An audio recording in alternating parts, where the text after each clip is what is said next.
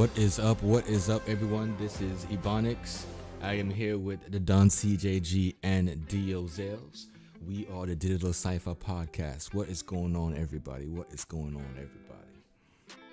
Hey, how you doing? Good morning, good afternoon, good night, wherever you are. Wait, so Don CJG comes in like he's from the Dirty South. Hey, hey, what's going on, man? It's been an interesting week. A lot of gaming news has been revealed.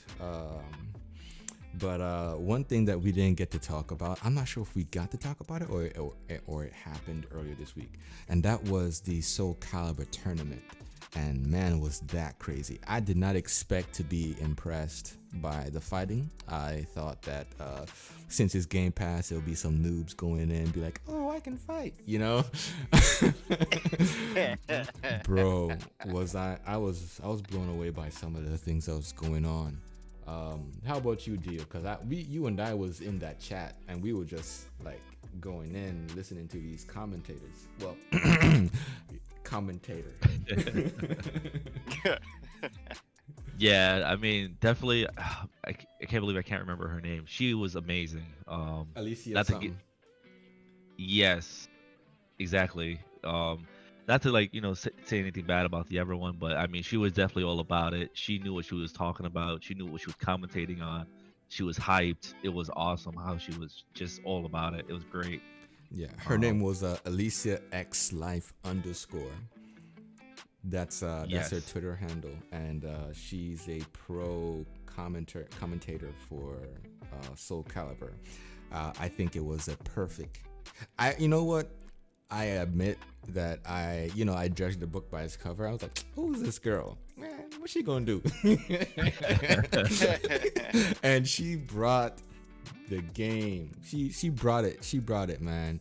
I think, and Dio can attest to this. He can agree that if it wasn't for her, I think we would have turned off that tournament. We would not have continued. Oh, really? Dude, she was hype. She was hype. Oh man, like, have you ever sat down with someone, right? Like you're watching a football game, and the guy does like a backflip kick into the goal, and the guy's like, yo, and he did the backflip kick into the goal like your mama.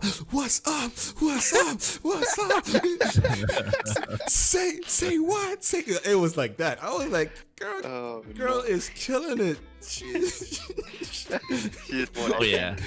Okay. Oh yeah. It was definitely like Mexican soccer announcer, right? Like how to get all hyped and crazy. Yeah, definitely had that vibe. Dude, you know that she was killing it because even the guy who was there with her he was watching her in amazement. Yeah. Okay, I'm gonna have to come with something like, as hype as that. It's like playing basketball, right? And somebody who's smaller than you dunks over your head, right? And then you're like, okay, I gotta come back, but then your comeback is like weak, and you keep talking about look, I think this is the first time I didn't want to hear about Game Pass ever in the whole show. There was so much reference of Game Pass, I was tired of it. No. Yeah. Yeah. But it was good. It was good. He just wasn't selling it very well, right? Like he would never really like link it up appropriately. He was just kind of like throwing it there because he had nothing else to say, right? Like he couldn't relate to anything. I mean, it was kind of weird because he's a PvP player in StarCraft.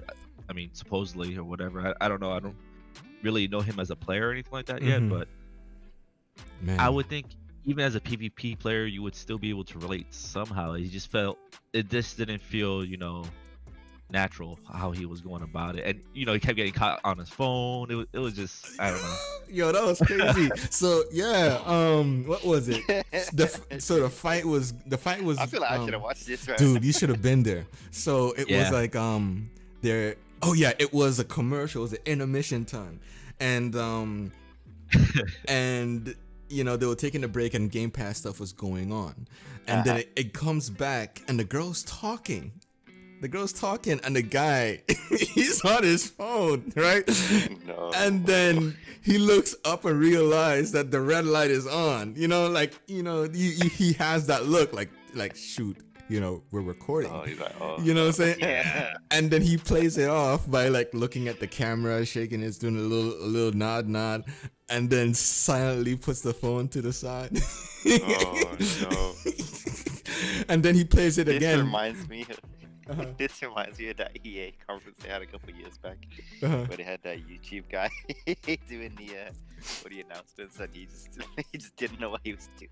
Oh Reminds me of god. that so much. I mean, no, it was no disrespect to the guy. Yeah, I mean,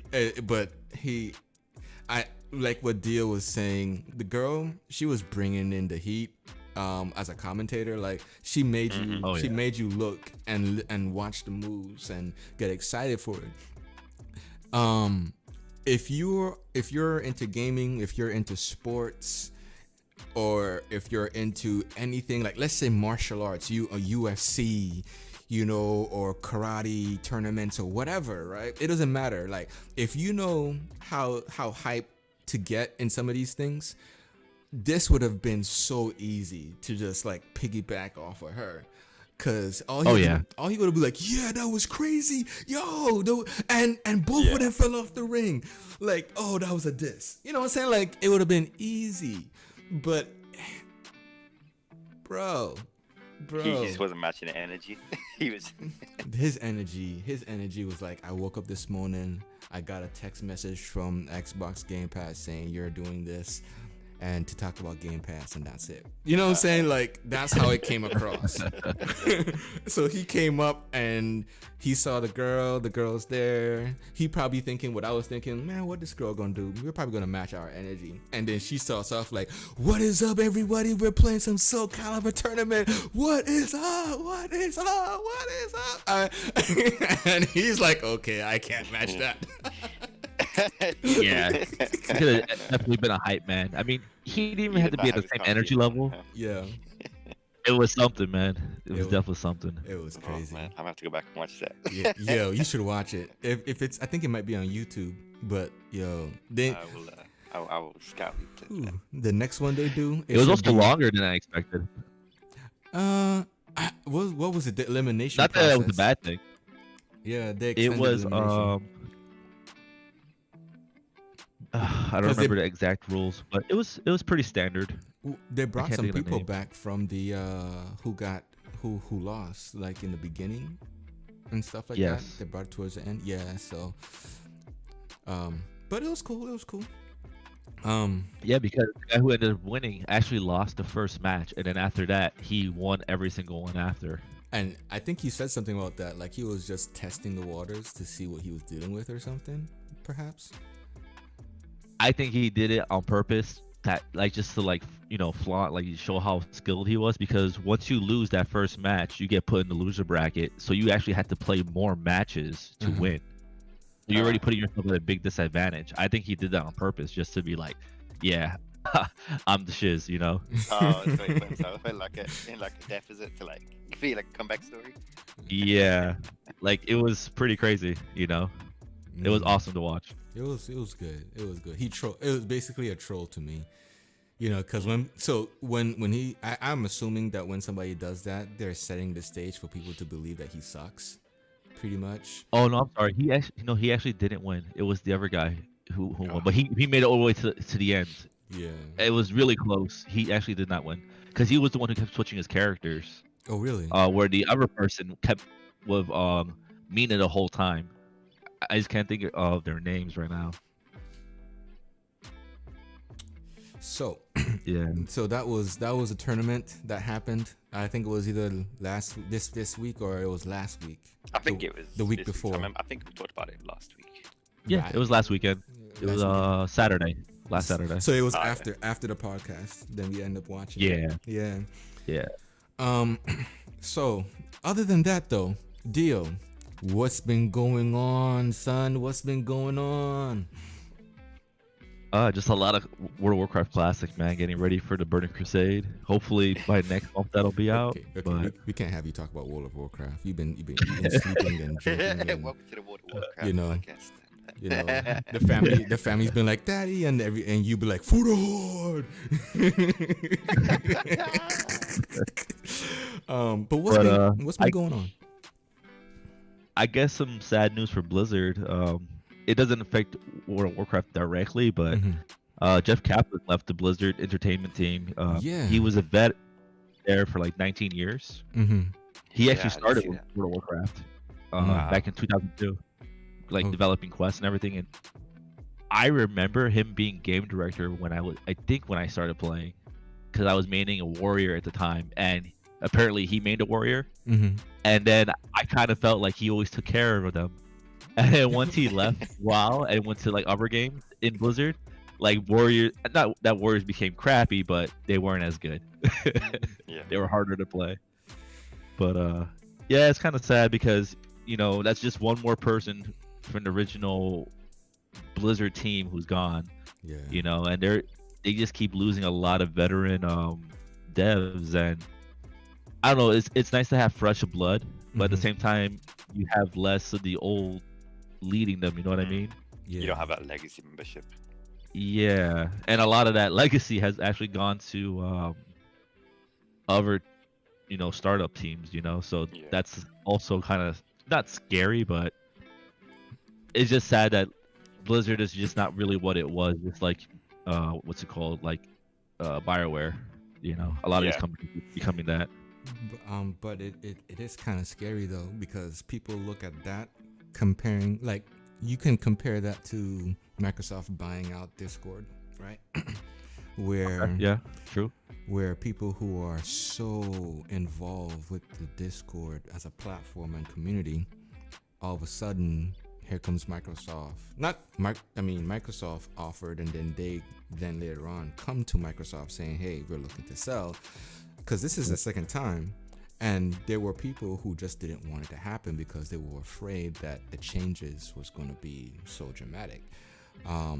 So in relative, you know, when you have new blood coming into a studio, let's say 343, you know, they're making Halo Infinite 2, and the original Halo Infinite, let's say that sells, you know, like multi-platform. I'm sure it's record sales, but it just goes crazy, right? And then next, you know, everybody's gone from 343 and there's new people. You know, Don CJG would be like, you know, ready to go postal, you know, online. You know, what are you changing? What are you keeping? You know what I'm saying? And all this other stuff. I mean, we thought that what was it? Well, dual weapons was going to be the thing. That was one. And then playing as an enemy character was another thing. Elites, right? So it's just two things so far, unless Don can correct me on some more that they're taking away. Yeah, no, I think this is the thing. I think, you know, since 343 took over from Bungie, you know, you're kind of seeing that, you know, a lot of people did transfer over from Bungie to 343, but it's because it's just such a different company now that you can see the difference in the products. I think that, you know, they're on a course correction for that. But, you know, referring that to World of Warcraft and everything they're doing there with this guy leaving in Blizzard, you know, you're gonna see the less of this legacy staff you have. You do see a bit of a change over time in direction, and things just don't always feel the same. I guess you only really go back to the original kind of idea and thoughts is when people start saying, okay, this isn't right, you know, this isn't the game we fell in love with. Right. Oh, that's for sure. I mean, that's why I'm playing a lot more classic than I play what's current WoW. For sure. And I think you could see maybe, I don't know, you know, ins and outs of World of Warcraft at the minute, but I think if more people start playing classic rather than the newer stuff, maybe that's a telltale sign of what the company needs to do. Yeah. But let's say that happens, right? Because Dio, I don't know if you know this, but I'm still gonna ask. Do you know statistically how many people play classic versus retail? Retail does still have a higher player base. and that's fine. I think most people who do play retail is because they're a lot more casual. They don't really want to put in the grind, because it is a very different game, even though they're both World of Warcraft. Um, with Classic, you really have to grind. You really have to. It's an experience. You're not just gonna get to level cap in a day or two. You're gonna take maybe a month, maybe 3 months if you're a new player and you don't know where you're going, what you're doing, and it's gonna force you to interact socially with other players to learn. Which, for people who I'd say tend to play modern MMOs like Retail WoW, and I would even say games like ESO, not to call them out on it, but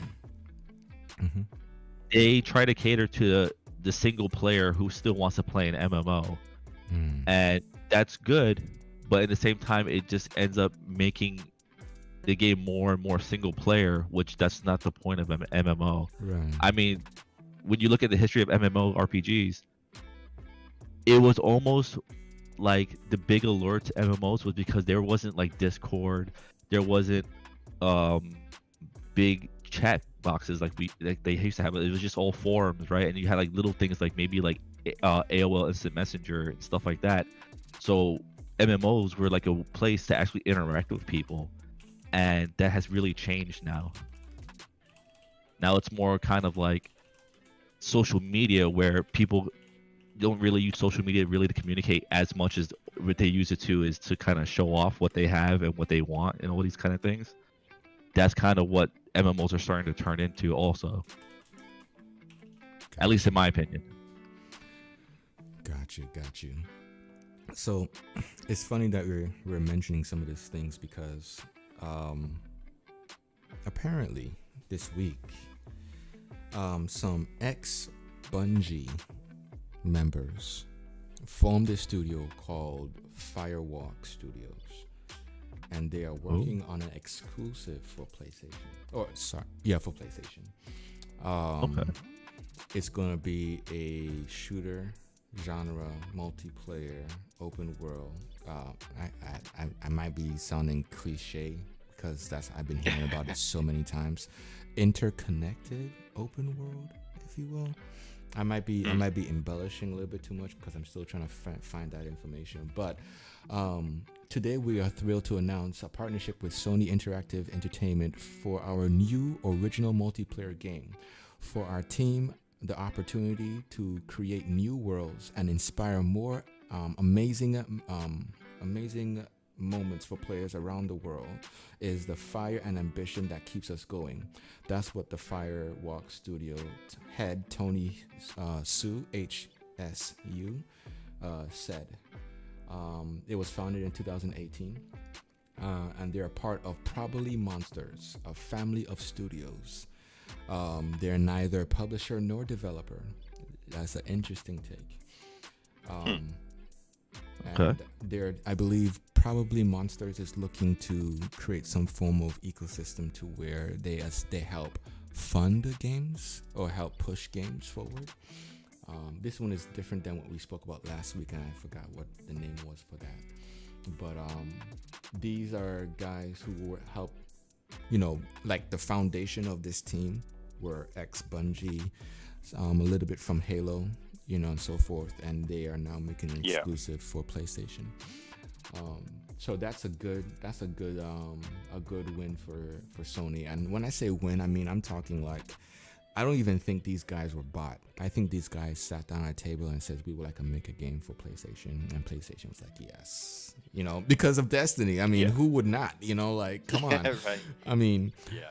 So, but that's one of the big things that happened this week. Another thing that happened was, PlayStation is promoting the Video Pass. Not sure if you guys heard about that, but so at first they took down all the videos, all the movies, and then they created the Video Pass for PlayStation Plus subscribers.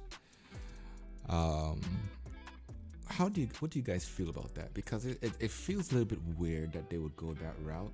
Not really. I'm not saying that's a bad idea, but it's kind of weird when they started off the generation of the PS4 saying that we are a games only console. Right. Yeah. Like when I saw the post that you made in our Discord about this, I was very kind of, I don't know, a bit confused to why they would go for a video pass.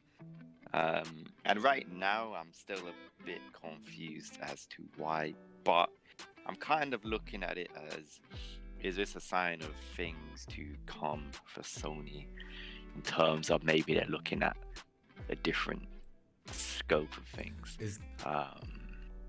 You look at Sony, and I think it's important to remember that they're not only just a video game company. Like Microsoft isn't just an Xbox company. Right. Yeah. You do have Sony Interactive Entertainment as a whole, which is movies like Spider-Man and whatnot. Mm-hmm. So I think there is some tie-in there potentially.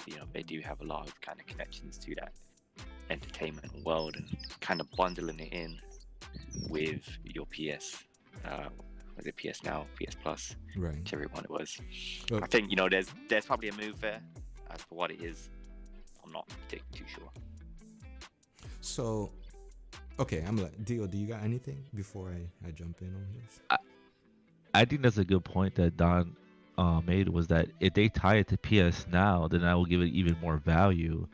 I think this is kind of a natural move for them to go, because you've seen it with Disney, you see it with HBO, they're all doing their own streaming service, so of course Sony would do it as well. I think it would be a very smart move for them to include it with Now, but from what you said, it's included with PlayStation Plus subscribers, so that's kind of like the whole audience at that point. So you're not really, that's great for everybody, right? But I think it would have given more value to PS Now, and I think that would have been the smarter move in my opinion. Well, I don't know. I agree, and I have some questions. These are open-ended questions. Chat, if you guys have anything, you guys can feel free to ask some questions about it too. But one of the things is, so Game Pass, Microsoft is good with Game Pass because Microsoft's been working on Game Pass since the launch of the Xbox One, right? Yeah. And we know that because the Xbox One launched with the Kinect, and then all this backlash happened. Phil Spencer came into position, and then Kinect left, DRM left, and all this other stuff left, right? So they've been working on it since then. Well, maybe even before that. Let's say Phil Spencer had like a black book of things that he wanted to take care of before he became, the head of Xbox. Hit list, like exactly. So when the only reason why I think that it worked was because Microsoft is a very organized corporation. I can't look at Microsoft the way I look at Sony in the gaming perspective. Microsoft has been, PC centric up until Xbox, and they remain PC centric, but it's kind of like Microsoft, Microsoft Studios for PC here, and then Xbox over there since 2002. They were never really seeing eye to eye up until they weren't aligned up. Until this point, technically, even in the Xbox One generation. Yeah, I think that was one of Phil Spencer's big things. He wanted to kind of unify all those Xbox studios and put all those resources together. Right, because that was Bill Gates' vision for the original Xbox OG. So it's interesting, right? But the thing about it is, Microsoft has all these publishing and studio relationships over the course of time. So it was kind of like some things were easy. Like, okay, for instance, Bethesda. They've been working with Bethesda forever. You know what I'm saying? Yeah. And then you look at how they work with other studios and the promises that were being made and then completed. We're seeing studios saying, hey, we're going to be on Game Pass because we don't have to worry about production costs. It's handled. You know what I'm saying? Like, that's on a whole different level. So when I think about Sony and the video pass situation, I'm asking myself, okay, when Jim Ryan was thinking about a competitor's perspective, like what would I do? And then instead of looking at PlayStation, you look at the higher up, you look at Sony, like who owns them. I'm like, okay, we are a video production, music production company. We push out videos, we push out music. Let's tap into that. So it makes sense. Now, based on what you guys were saying, now I'm trying to find out how would that make sense for PlayStation now. Only if now I see it. Okay, disregard, because PlayStation now is a streaming service, and you're streaming videos. So if they both exist underneath the same platform, it's kind of like, a new movie coming out, just like Mortal Kombat, which we'll probably talk about later. Did you watch it, Dio? No, not yet. Okay. Did you watch it, Don?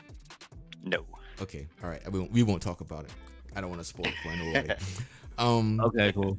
So, yeah. So being able to get date releases, because remember, they already said on PlayStation, they can't see it as a sustainable thing to put video games brand new off the rip into PlayStation Now. Yeah, which makes sense. So you think, do you think Jim Ryan's trying to do what Phil Spencer with Xbox by unifying that Sony brand together as one kind of thing? No, I don't know about that. That don't sound right to me, because if PlayStation if PlayStation fails, you know what I'm saying, Sony's gonna be like, what's up? You know what I'm saying? And then there's gonna be a whole. To me, it definitely feels like Jim Ryan's trying to kind of bring things together a bit more, kind of put it into one kind of service, which I think Game Pass has done a good job of. He's definitely trying to emulate in different ways. Right. Yeah. Exactly. I think he's looking at Game Pass and he's like, we have to do that. Some way, form, or fashion, without saying that we are following Game Pass, we need to do that. The question is this just it, or is there more? Because the music is the next thing. Well, we're talking about like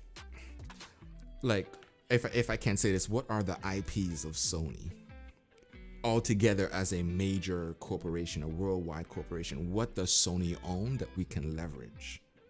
Because Xbox, the only thing that Xbox has is the studios they've acquired. The only thing that Microsoft has is Windows 10, Windows Server, Surface Pro, and now they're hardware, software, but they're not like the consumer level, like, oh, I'm going to get me something Microsoft. I'm going to get me something Windows. That's like on a they don't Apple own that level. kind of entertainment bracket. You know what I'm saying? They're not sought after like that.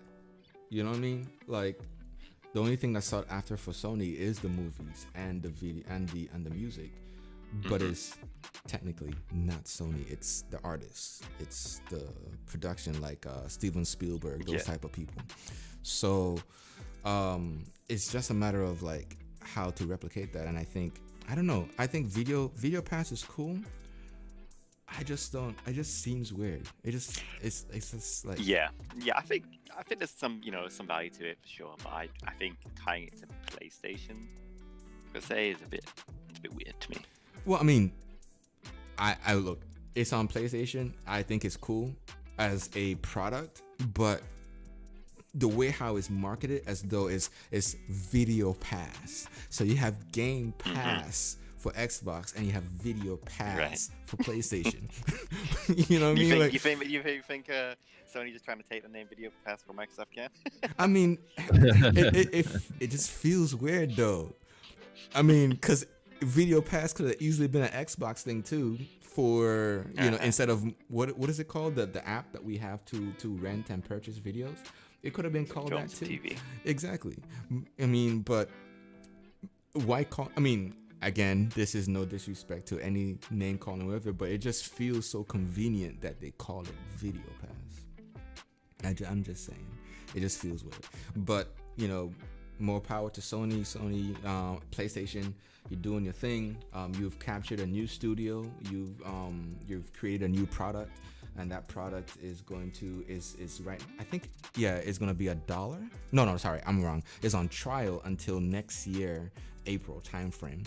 So we'll see where that sits in 12 months from now. Dio, do you have anything else? A little bit of other good news from Sony is that they won't shut down the PS3 and PS Vita stores after all. Yes. Man, that sounds like which an I was Xbox pretty thing. surprised about. That sounds like the Xbox thing that happened. Oh, we're gonna charge what extra? Yeah, And then but they are back. still closing the PSP store. They're still Yes. closing that. Yeah. I think they're testing the waters. I still feel like it's gonna end up on the PlayStation now. But they're gonna, little by little just add it in there. I think PSP is gonna be the first guy that gets in there like in a few more months, and then I think they're gonna maybe dip their toes with the PS3 games and then the PS Vita after. For sure. I was watching a video on this earlier again, just kind of refreshing the topic, and I kind of looked at it as the way they phrased it. I think Jim Ryan wrote it. He was saying that, we understand that players care about their legacy titles, and to me, I kind of interpret that. I hope, for the sake of the gamers over there on the PlayStation platform, that PlayStation have realized there is value in what people have owned previously, and they want to bring that over. Yeah. But I don't know at the minute if they have the infrastructure or where that is on their timeline to bring that over. But I hope they do. Because just closing it outright like they did, just with basically no warning. So I remember I saw leaks about this information about a week before it happened, and just seeing it just happen, they just gave you no kind of warning. It was a bit crazy. Yeah. And, I still don't understand the point of closing them, honestly, because I mean that's still revenue. You know what I mean? Right. Well, yeah, this is my thing. They were saying it was a bit like they don't really have the focus or the resource to keep it open. It's like they're saying they're refocusing to try to keep it open. But at the end of the day, just don't turn the off switch. Yeah. I can't imagine. But when you see it though, it's kind of like you see the trend now. They brought it back open, but they brought it back open because of the backlash. If nobody said anything, it would have been a big issue. Not to mention they closed the video store, and then they bring in the video pass. So it sounds like it sounds I like didn't know that. yeah, they shut down the video aspect of like you being able to purchase videos. I'm not sure if it's 100% videos or what, but I think somewhere it's in the news somewhere that they took that down. What was it? PlayStation shuts down video. I would think that would have a bigger backlash because I think a lot more people buy digital videos and movies now compared to they used to. Here's what it was. Sony is killing on-demand video in the PlayStation Store. That's what that was. This was back in March the 2nd. When they did that, and now we see the video pass a month later. The streaming video business is booming. While that makes it easier to access tons of content, for some companies like Sony, it makes it less attractive to manage digital storefronts. So at the end of August, Sony is disabling ability to buy on-demand videos in the PlayStation Store. Wow. That's from Gizmodo.com. So anybody looking into that. Here's the thing. And I was thinking about this, right? So Sony is bringing in the videos to PlayStation for PlayStation Plus. Yeah. How are these guys gonna get the same treatment as those who are, let's say, on Xbox, these indies and AAA studios who coming in, because Xbox is paying these guys. Yeah. You know what I'm saying? And then not to mention, Xbox is allowing their video games to be discounted. If they were $59.99, they're like $49.99 or a little bit lower. percentage Yep. base, right? Plus royalties, right? So how I'm wondering how Sony and PlayStation is making this move, because we're talking about like let's say, what's the name of it? Let's say another Marvel movie, Captain America 4, I think is being developed. That is that budget is super huge, millions. Yeah. So how many subscriptions do you need to pay Sony to get that day one without having to pay for the actual video? Or will there be a PlayStation Plus Premium that's twice the amount of the PlayStation Plus to watch it? Like, what's going to be the strategy? Because you won't put your video games date and date on PlayStation Plus. Yeah. You know what I'm saying? Better put the movies and go on the box office. That's what I'm saying. So that's going to be an interesting take to see where that goes. Yeah, for sure. Yeah. For sure. Huh. I got Deal stuff. Like, Deal, what's going on? What are you thinking hard about? No, I think this is a pretty scummy move with them closing that video store. And like, so you bring up Captain America. I mean, that's a Disney property, right? Mhm. Yeah.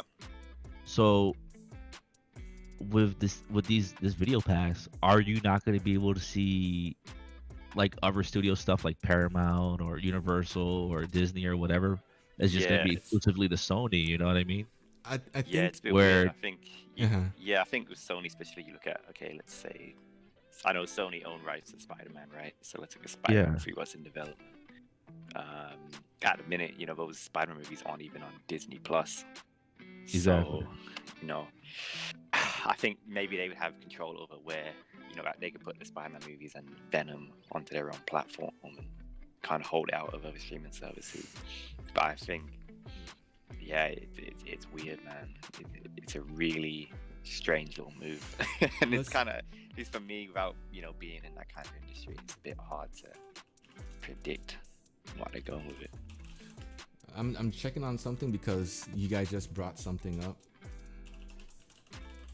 I just feel like it kind of limits their market if they go that route in a way, indirectly. I think what is like Disney right now? I think they are releasing the Black Widow movie on Disney Plus instead of theaters, just because it's supposed to come out last year, and obviously with the whole global pandemic and whatnot. So I think maybe they could, if we see how that goes, give us an interpretation of how it could happen with Sony. I might be wrong here, but I thought Sony Pictures had a streaming service of its own. No, I don't think so.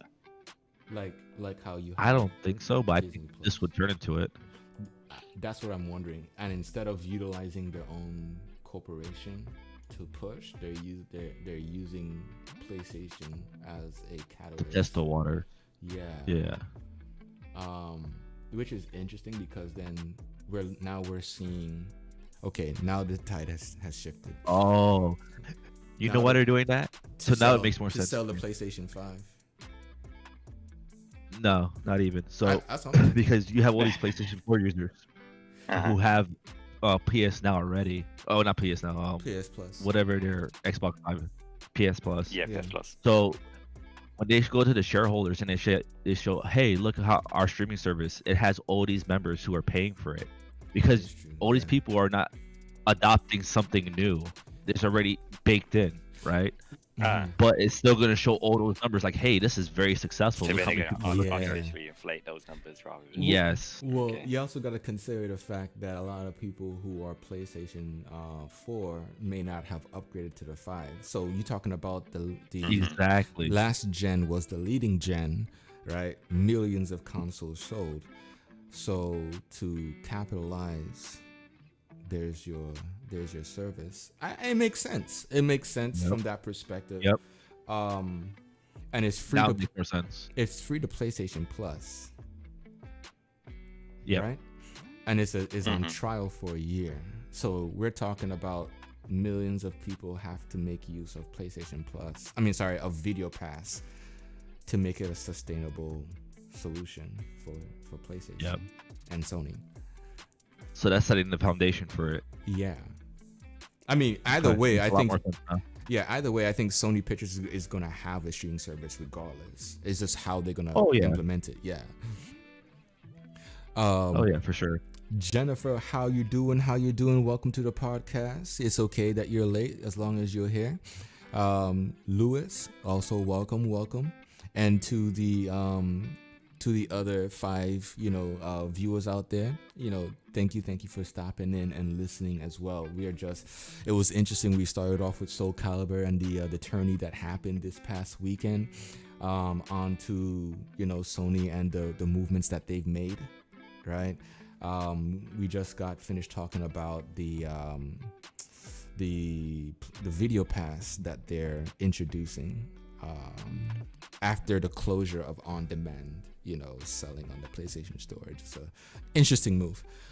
So, you got anything else for us, Theo? You had something last week that you didn't get to talk about. You remember? Oh well, with the Nintendo Indie. Yeah. I forget what they call Oh, it. yeah. Yeah, Nintendo Indie Nintendo Sub. Indie World. Yeah, Indie yeah. World. Okay. It was all right. I think the presentation, if I'm being honest, comparatively to the Xbox Indie show, Yeah. I like the presentation format a lot more on the Nintendo side. It was a lot more professional. It was a lot more clean. Mm-hmm. I felt like it was too short. Like where the Xbox one, it felt like it was too long. This was too short. Oh, way too long. Yeah. So I would like to see somewhere more in the middle. The Nintendo one was like maybe like 20 minutes or something. Oh, really? Yeah, it was super short. Oh, wow. Dang. That's... There were some games that are on both, right? Like obviously are going on the Xbox also, but it had a pretty decent amount of games, and a few of them are actually on sale already, or have demos out on the Switch. So Cool. for the people who want to get into that, it's really fun. I would say my big one on there that I'm really excited about is we've talked about it before. Is the Teenage Mutant Ninja Turtles Shredder Revenge. Uh-huh. Oh, yeah. Oh, Man, it just looks so good.